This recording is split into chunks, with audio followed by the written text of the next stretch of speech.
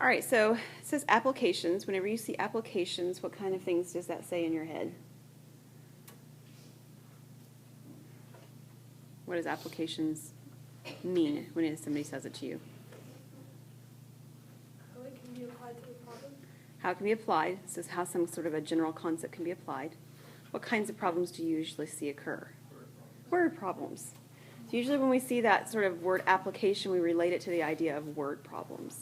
Now, before we get there, we're going to do one little bit of the theory kind of stuff, like what Lauren was saying, how we apply something. So we're going to figure out what it is we're applying. And what we're taking a look at is something called solving a triangle. So what it means to solve a triangle is to find all sides and angles.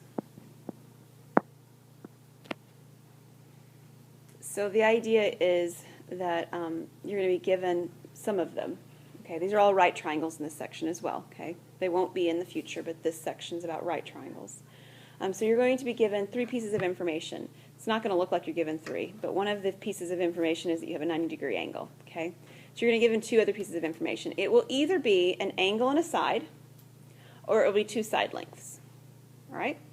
And then we're going to use that information to find the other pieces, 3 pieces of information that we don't know. All right? Usually one of them ends up being really easy, and then the other 2 end up being a little bit of work. Okay? So a few comments about rounding that I want to make. And when we're dealing with angles, this is unless otherwise noted. Okay? These are going to be our rule of thumb.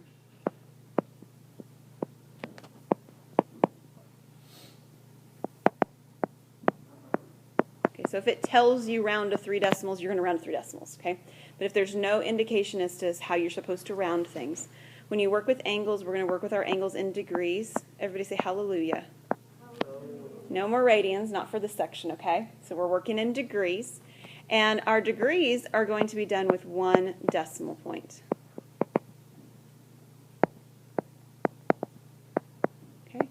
So we're not going to work with, 32.678 degrees.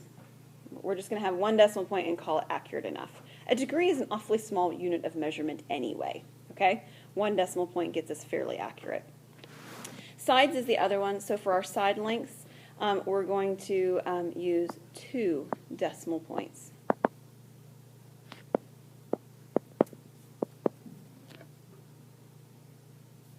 Is everybody good with that? Okay, so if it says something else, do what they tell you to do. But if they don't give you any indication, then this is the fallback rule of thumb. Okay. All right, so take a look here. We have a right triangle, and it says it's a right triangle. Your book will do a better job. I didn't get my little mark in there. It should be there. So you will have a right triangle angle marked. Okay, right angle marked. So you actually have 3 pieces of information. You've got a 90-degree angle. You've got a 47-degree angle, and you've got a side length of 89.6 degrees, or 89.6 centimeters, okay?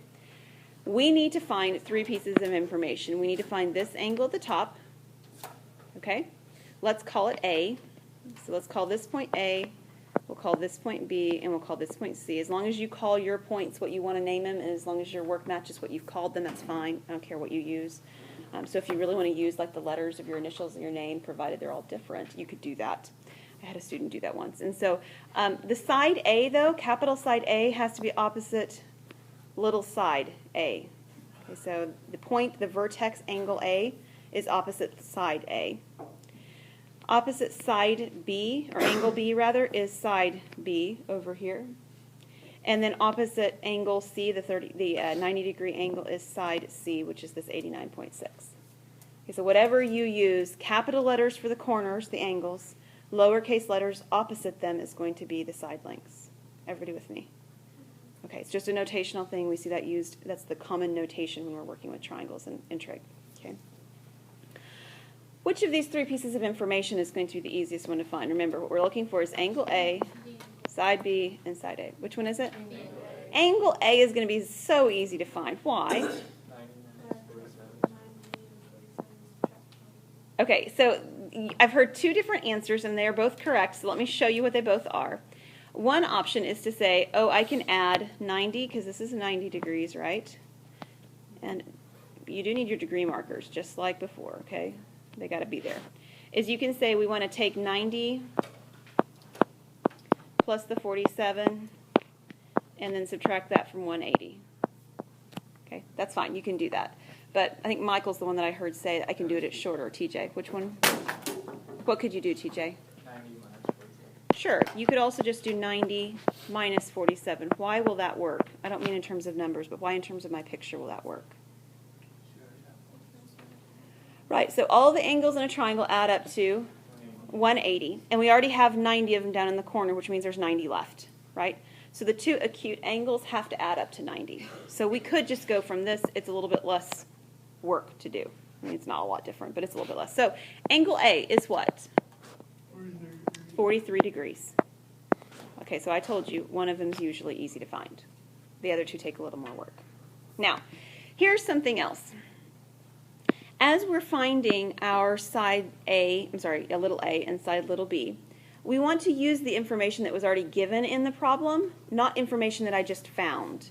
In other words, I'm not going to use angle A, 43 degrees, in any of my computations because if I made an error in finding the 43 degrees, I don't want that error to affect my other parts of my problem. Does that make sense? Okay, so I want to use the portion of the problem that I was given the information on as I continue because it sort of puts me at less risk of more errors. All right, so I'm going to use the 89.6, I'm going to use the 47 degrees, and that's all I need to find angles, or to find sides A and B. All right, so we'll just alphabetical order, we're going to find side A first, okay? So we've got this angle down here at the bottom. We've got this side length, the hypotenuse, and we've got this side A. How are angle 47, 89.6 centimeters, and side A related? They're related with cosine. Cosine of my angle 47 degrees, it relates the adjacent side, which is my A, to the hypotenuse, which is the 89.6, as a ratio. Now what do I have to do to find A? Multiply. So what I'm really going to do is I'm going to have A equals 89.6 cosine of 47. Make sure your calculator is back in degree mode because we've been working in radians mostly, so make sure you flip that back into degrees. And somebody's going to tell me what you get for 89.6 cosine 47 degrees.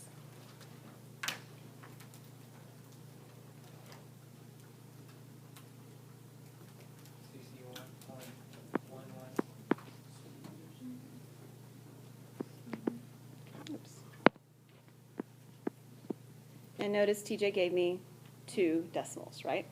Which is exactly what we want. All right.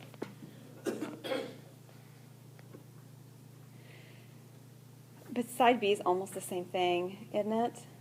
What's the difference when I'm finding side B? Sine. Now, I want to pause here and think with you. Is there another way besides what I'm about to do, finding the sine of 47 and whatnot, that I could find that side? I could use the Pythagorean theorem, I could use tangent. However, if I use Pythagorean theorem or I use tangent, I will end up having to use the information 61.11 that I just found, won't I? And what if I made an error when I found 61.11? Then it's going to make an error on the next problem too, okay? So please resist the urge. Here's the other thing too. Even if you didn't make an error, at the very least when we did 61.11, we rounded. Didn't we? And when you round and you carry a rounded value through a problem, if any of you have done science courses and whatnot, they say things like don't round till the end because it affects your problems, especially if you're dealing with something that's very, very small or very, very large. It affects the rest of the problem as well. So we want to avoid those kinds of issues. So we're going to use sine. We're going to be finding B over 89.6. It looks almost exactly like what I just did, right? B equals 89.6. Sine 47 degrees. What is B? B is 65.53 centimeters. Very good. Any questions on that? Okay, we're going to solve one more triangle before we're done today. The other triangle that we're going to solve, somebody tell me, what is the difference between this problem and the last problem? Except that it's not on your paper. It's on your paper, it's not on the screen. That's 2 sides and 4 equals. You're given two sides, so let me write down what you are given. Yours should say B equals 32 feet and C equals 51 feet, does it? Excellent. Sorry, I didn't get that written in there. All right, so there's also not a picture drawn, right? So some of you are saying the difference is that you have two side lengths, right? And that is the primary difference. I don't have a picture drawn. I'm going to draw a picture when I do these. If you absolutely hate drawing pictures, I'm not going to make you draw a picture. But I think that they're helpful most of the time, so I tend to draw pictures. I'm kind of a visual person. All right, so here's my, okay, that wasn't right. Here's my right triangle. And I've got B and C, and they tell me my angle C is the 90. So they actually are giving me that this C right here is 90. And the little c then has to be opposite, right? So this one's 51 feet over here. You can pick where you want A and B to go. I guess we'll put A at the top and B at the bottom. I don't know any angles, but I do know side B. Side B is opposite side, or angle B, so this is 32 over here. All right, so I need to find two different angles, and I need to find one side. What do you want to find first? The side. Okay, so let's call this A. How am I going to find A? You got it, Pythagorean theorem. So this A would be A squared plus 32 squared equals 51 squared. All right, so what's 32 squared? 1024. 1024. What is 51 squared? 2600. Awesome. Then we subtract, right?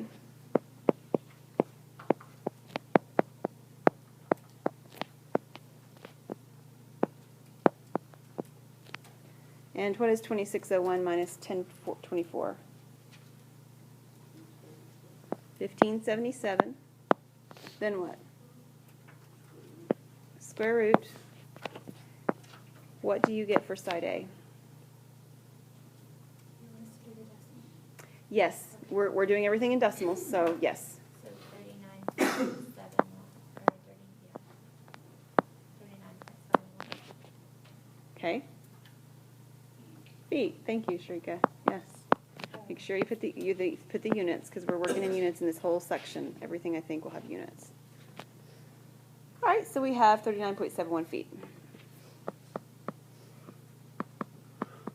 Now what?